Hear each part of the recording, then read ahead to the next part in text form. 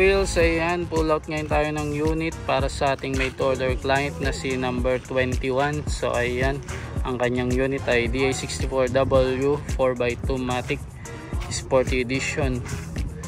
So ayan, dino-double check lang natin yung mga missing parts. Diretso na to sa ating conversion sa ating Jensen Wheels shop. Ayan, napakainog na unit. Congratulations po sa ating client. Ayan, ito po ay number 21 na DA64W 4x2 Matic Sporty Edition. Ayan, hindi nyo na ito makikilala after. Sige, update tayo ulit mga ka-wheels.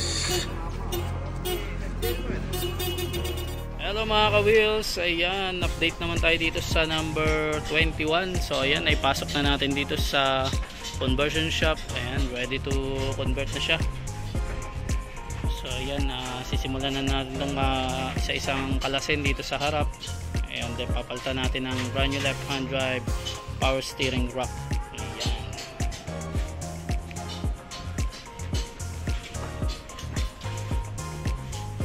Yan ang update natin dito sa number 21. Ayan, hindi nyo na ito makikilala after ang ating DA64W Sporty.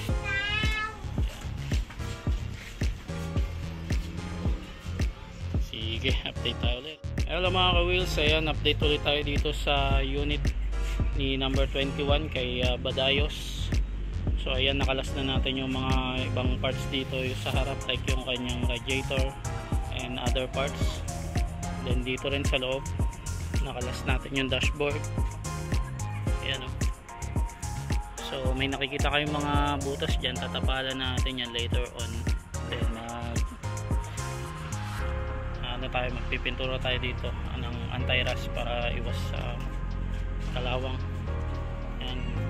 Then magpapalit na rin tayo dito ng brand new left hand drive power steering. Ayan, ito yung brand new. Ito yung luma niya from Japan, so naka right pa siya. Then papalitan natin ang brand new left hand. Ayan, yan ang update natin dito sa number 21 kay Sir Badayos. Sige, update tayo ulit. Ka-wheels, ayan, update ulit tayo dito sa number 21. So natapos na natin na i-convert ito. So nailabas na natin sa ating conversion shop. So nakapila na siya for painting. So ayan, nakakalas lang yung mga ibang parts. Later on, i-assemblein lang natin yan. Ayan. So dito sa likod, basag yung salamin niya, pero papalitan natin yan ng bago. Ayan. DA64W 4x2 Matic and Sporty Edition. Ayan. Yan ang update natin dito sa number 21. Sige, update tayo ulit. Ka-wheels, ayan, update naman tayo dito sa unit number 21. Ayan, napasok na natin sa painting shop. Ayan, actually na simulan na ito. Ayan, na masilya na, and then lilihain na lang, and then nasander na rin, natapalan na natin yung mga pinagweldingan nya, yung mga pinagkatingan dito na lang sa loob. Ayan, oh. Ayan, pipinturahan din natin yan, gagamitan natin ng epoxy anti-rust. Then later on kukunin na rin itong upuan para may pila sa upholstery. Yan ang update natin dito sa unit number 21. Sige, update tayo ulit. Mga ka-wheels, ayan, update naman tayo dito sa number 21. So habang nililiya-liya natin yung kanyang body dito sa painting, sinasabay na rin natin itong kanyang heavy PMS. Ayan, ilinisan natin yung kanyang throttle body, intake manifold, tsaka injector. Then magpapalit tayo ng spark plug pati L filter. Then magsasalin tayo ng KTF tsaka engine oil. Ayan. So ayan, nire-recondition din natin yung unit. Ayan, habang nandito sa painting. Ayan. So ito po ay dumaan na rin sa aircon PMS. Yan ang update natin dito sa number 21. Sige, update tayo ulit.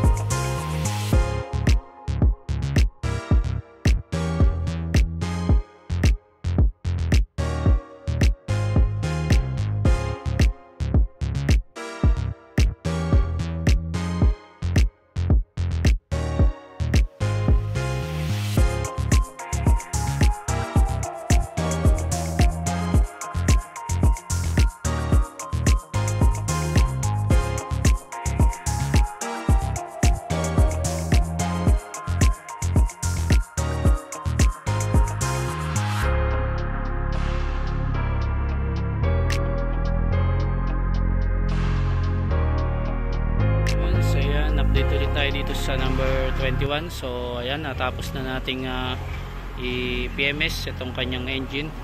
So ayan, inabante na natin dito sa unahan para simulan naman sa ituloy na natin ulit yung kanyang painting session. So ayan, na masilya na siya, then nalihalia na. So later on mabubuga na natin ito ng primer.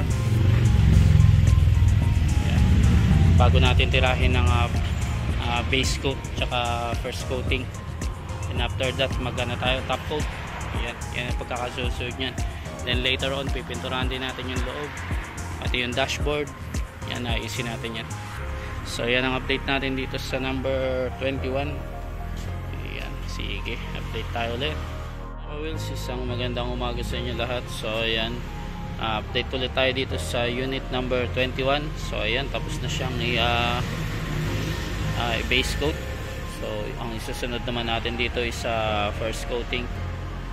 Ayan, natapos natin na dumaan ito sa primer and base coat. So ngayon masisimulan na natin tong i-first coat bago dumating sa kanyang second coat and top coat.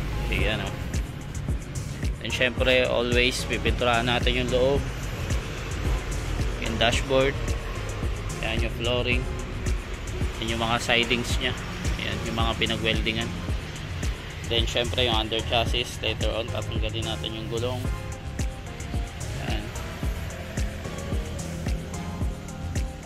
Papalitan din natin ang brand new na salamin yan dito sa likod, since from Japan ay nabasag na siya. Ayan. So ayan ang update natin dito sa number 21 ng ating DA64W. Ayan, sige, update tayo ulit. Hello mga ka-wheels, ayan, update naman tayo dito sa number 21. So ayan, na-top coat na natin. Ayan, di na natin masyado na subaybayan ito sobrang busy, pero ayan, na-top coat na yung kanyang body. Then isusunod naman natin yung kanyang loob. Ayan, yung kanyang flooring, dashboard, then yung under chassis. Pinturahan din natin yan. After nyan, may lalabas na rin natin to sa painting. Ayan, pila na po siya sa upholstery naman. Then kukumpletuhin yung mga ibang parts. Ito po ay dumaan na rin sa heavy PMS, yung kanyang engine. Then dito na lang yung aircon PMS na lang yung hindi. Actually alam ko na aircon PMS na to, sa conversion pa lang. Na aircon PMS na nga siya. Ayan. So later on ano na lang natin yan, itetest natin lahat, papaganahin natin. Ayan. So ayan ang update natin dito sa number 21. Sige, update tayo ulit mga ka-wheels. Ayan, update ulit tayo dito sa unit ni number 21. So ayan, napinturahan na natin yung loob nya, yung flooring. Ayan, then yung dashboard nya tinatrabaho na natin. Then sa labas halos ibababing na lang ito. Ayan, yung under chassis nya tapos na rin. Ayan, dito naman tayo sa part ng kanyang sliding.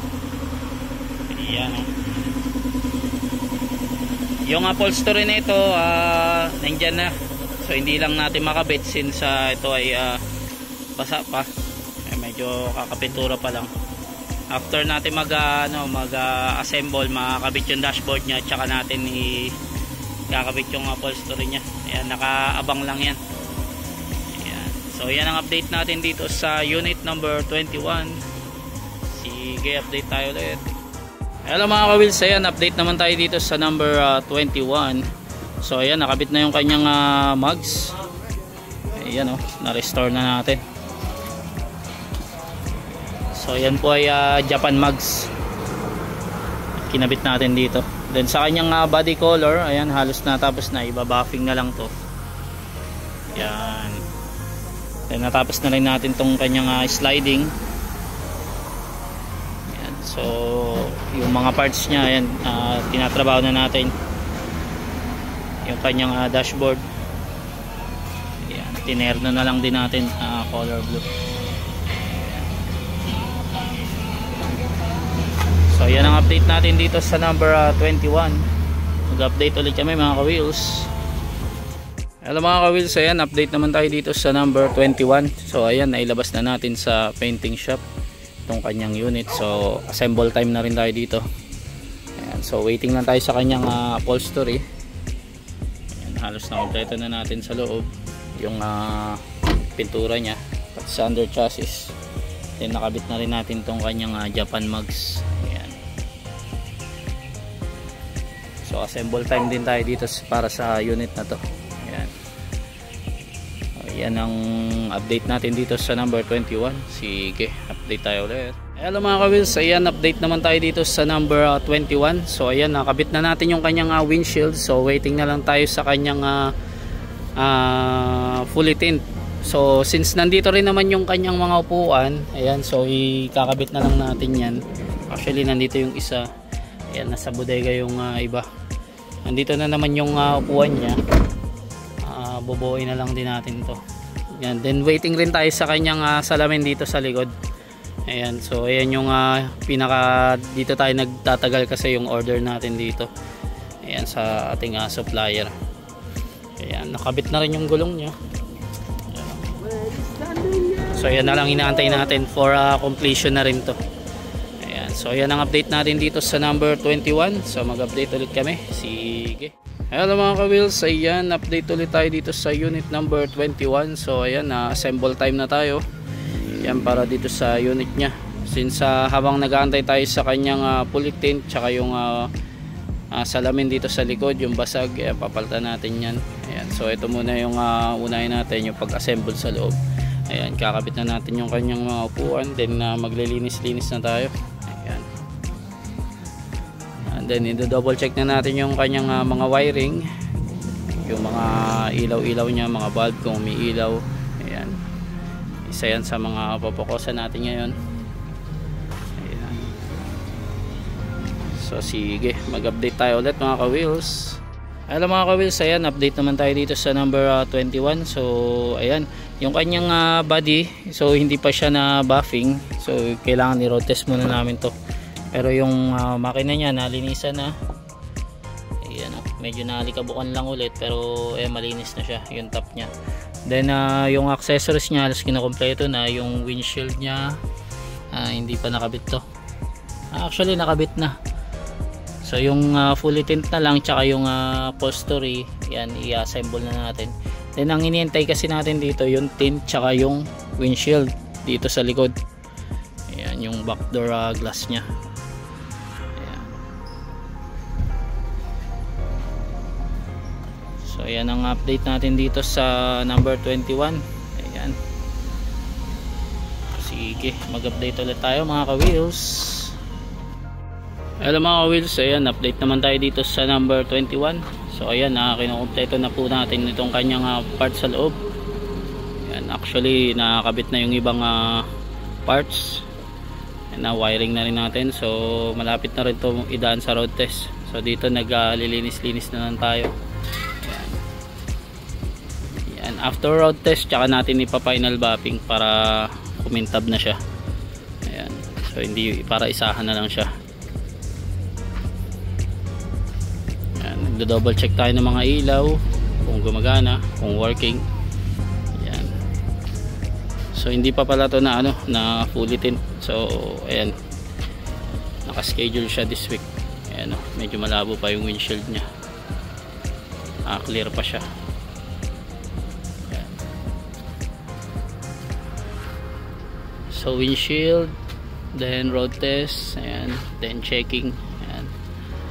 After nyan, linis-linis tayo bago natin ibigay kay sir. Syempre dapat malinis. Ayan. So mag-update ulit kami mga ka-wheels dito sa unit number 21. Sige. Hello mga ka-wheels, ayan, update ulit tayo dito sa number 21. Ayan, final buffing na tayo dito sa ating body. Ayan. After nito, i-road test natin mamaya. Mamayang gabi tayo mag road test or bukas ng maga pag di umulan. Ayan. So yung ibang adjustment dito na adjust na natin. Before kasi ni road test natin to na mga initial, din na natin binidyoan, pero ayan, na-adjust na natin yung mga nagbabibrate, yung mga kumakalampag, natanggal na natin. So ayan ang ine-next na natin, final road test, then ayan, buffing. After nyan, ipa-washing natin to, then i-ship na natin to sa Span Asia. So mag-update ulit kami mga ka-wheels. Sige. Hello mga ka-wheels, ayan, update naman tayo dito sa number 21. So ayan, natapos na rin natin tong i-retouch. Ayan, so inuna lang natin to kay 20 since ipapadala pa to sa Manila. So ayan, pinaglatan lang natin dito. So okay na yung yung labas niya. Nabaping na rin. So dito, konting assemble na lang to. Ito, dito lang to sa ilalim, ikakabit natin. Ayan, so i-road test natin to. Possible this week. Ayan, matapos na natin. Yan yung mga accessories na nandito sa labas, like yung emblem, yung palikpik nya. Yun na lang mga kulang dyan, pati yung kanyang carrier. So bago natin i-road test, ikakabit natin muna yan lahat. Ayan o. So pasensya na ho kung medyo na late tayo dito sa unit na to. Ayan. So na-retouch na natin. Yung unang buga kasi dito medyo manipis, kaya inano natin, tinapalan natin ng bago. Ayan. Para pagdating ni unit kay client, ayan, okay na siya. So mag-update ulit kami dito sa unit number 21. Sige, update tayo ulit. Hello mga ka-wheels, ayan, isang maulan na hapon sa inyo lahat. Ayan, update naman tayo dito sa number 21. So ayan, fully tint na rin natin ito. Ayan o. So nakabit na rin natin yung additional niyang carrier sa loob. Ayan, halos kompleto na. So lilinisin na lang to, then i-road test natin. Ayan, double checking tayo sa kanyang mga accessories mamaya pag di na masyado umuulan. Ayan, so malapit na rin to matapos. Ayan, malapit na to may road test. Ipapadala pa natin to sa Luzon. So sige, mag-update ulit kami dito sa unit number 21. Sige. Hello mga ka-wheels, ayan, update ulit tayo dito sa unit ni number 21. So pan road test, meron lang tayong na-discover dito na tumutunog pa dito sa kanyang likuran. Maybe brake yan. So i-check natin ngayon yan. And di na kasi natin na videoan yung road test natin dito, pero ayan po yung magiging adjustment pa natin dito. Since nag-adjust din tayo dito sa kanyang sa kanyang sensor. Ayan, so nagpalit tayo ng pyesa doon. Ayan. So later ay check natin yan yung brake dito sa likod, kung ano yung tumutunog dyan. Then i-road test ulit natin. So all in all, malapit na rin to matapos. Ayan, yun na lang siguro yung adjustment sa brake. Pag pumasa na to sa road test, ipa-washing agad natin to, then ipadala agad natin to sa Manila. Ayan. So ito po ay unit ni number 21. Ayan, sige, mag-update tayo ulit mga ka-wheels. Hello mga ka-wheels, good day sa inyo lahat. Ayan, isang mainit na tanghali. Update ulit tayo dito sa unit ni number 21. Ayan, so upon road test natin, wala na siyang naririnig na kalampag or mga tumutunog dito sa likod. Then napalitan na rin natin to ng ball joint. Ayan, so sa loob halos okay na. Ito na lang ang di natin nakakabit. Ayan, so na-adjust na yung dapat i-adjust dito para sa unit na to. So ngayon ipa-final road test namin habang papunta kami sa car wash area para ipa-car wash itong unit nya. Ayan, then by tomorrow ipadala agad natin to sa sa barko. Ayan, papuntang Manila. So, ayan, so all goods na siya. So linis na lang. Ayan, papadetail natin to sa sa car wash. Ayan, so ito na lang yung accessories, ididikit lang naman to, madali na lang to. Then lalagyan natin ng mating dito para may free naman si sir sa matagal ng paghihintay niya. Ayan yung from Japan na mating. Ayun, nilaban lang natin.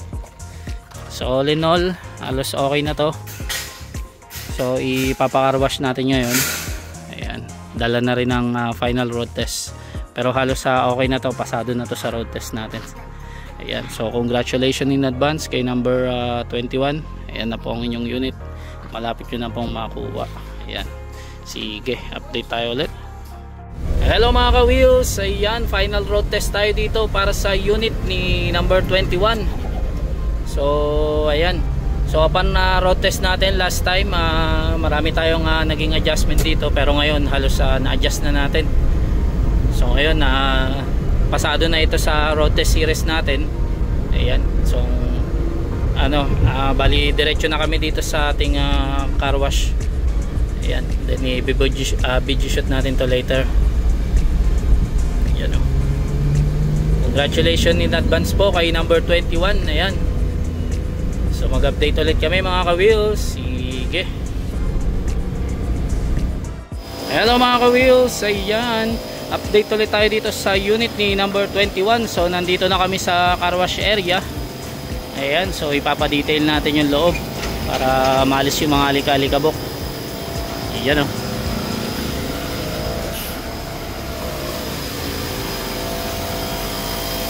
so ayan. Congratulations in advance po kay number 21. Ayan, medyo umuulan po, pero diretso na to shoot kahit umuulan, umaaraw. Hindi natin maintindihan talaga ang panahon, pero ayan, malapit nyo na pong makita ang inyong unit number 21. Ayan, so mag-update ulit kami mga ka-wheels. After nito video shoot tayo, then pwede na natin to isakay bukas sa barko. Ayan, sige.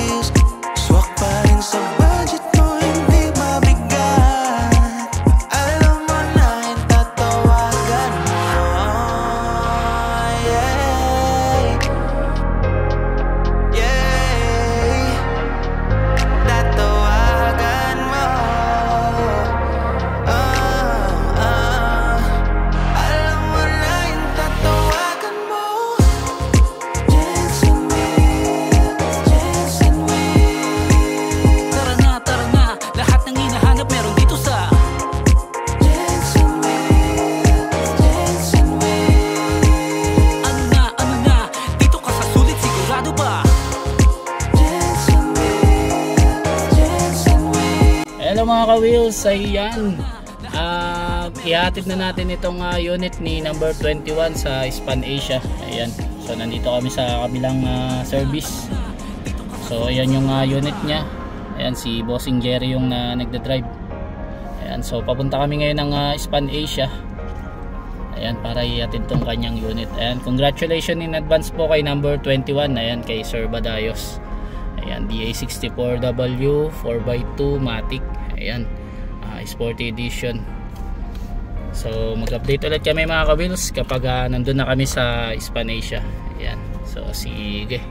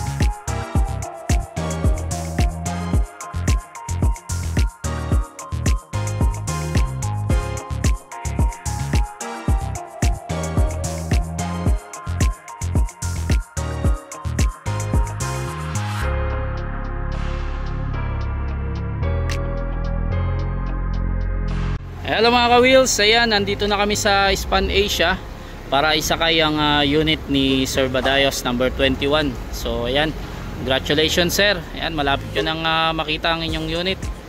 Bilang lang kayo ng mga 7 to 10 days, ayan, nandiyan na yan sa Manila. Ayan, medyo naalikabukan lang siya sir ha. So wala tayong dalang pamunas kasi sa biyahe papunta rito, ayan, medyo maalikabok talaga. Pero punas-punas na lang yan sir.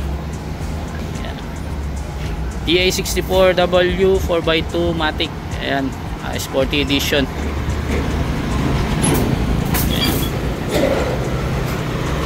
So mag-update ulit kami mga ka-wheels kapag naipasok na natin sa container. Sige.